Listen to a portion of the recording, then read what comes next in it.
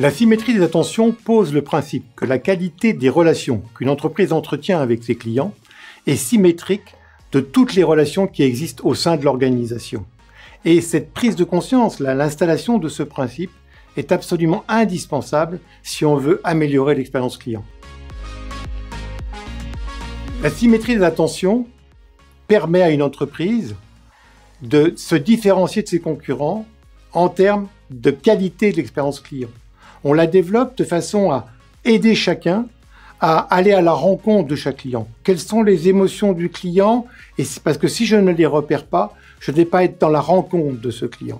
Puis au-delà de cette réflexion sur le degré d'émotion de mon client, dans quel état est-il émotionnellement, ce qu'il ne dit jamais mais qui est fondamental, quels sont ses besoins? Il faut que je lui montre au travers de mon questionnement que mon projet, c'est de lui être utile. C'est de bien le servir. La symétrie d'attention, c'est aussi mettre en soi ce plaisir et cet honneur qu'on peut avoir à servir les autres. Pour mettre en œuvre la symétrie d'attention au sein d'une organisation, il faut d'abord qu'on prenne tous conscience que ce repère, effectivement, aujourd'hui, personne ne le conteste.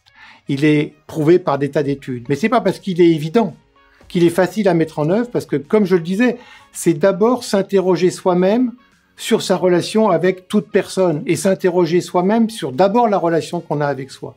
Donc, si on veut, au niveau d'une organisation, mettre en place et se servir de la symétrie pour gagner des parts de marché, pour être meilleur que ses concurrents, il faut que tous ensemble, on partage le fait qu'on est d'accord, mais que c'est pas si facile.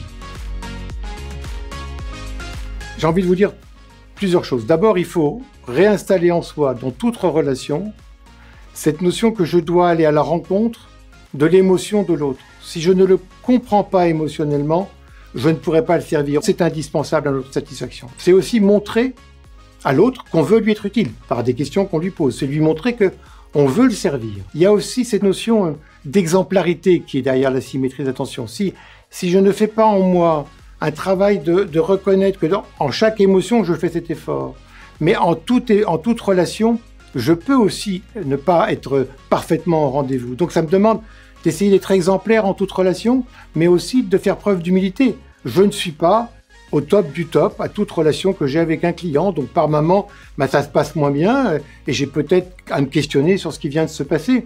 Et c'est là où on va retrouver aussi ce concept de feedback. Je peux me faire un feedback à moi-même après une relation, et je peux aussi demander à un confrère de m'en faire un pour qu'il m'aide à mieux réussir la relation suivante.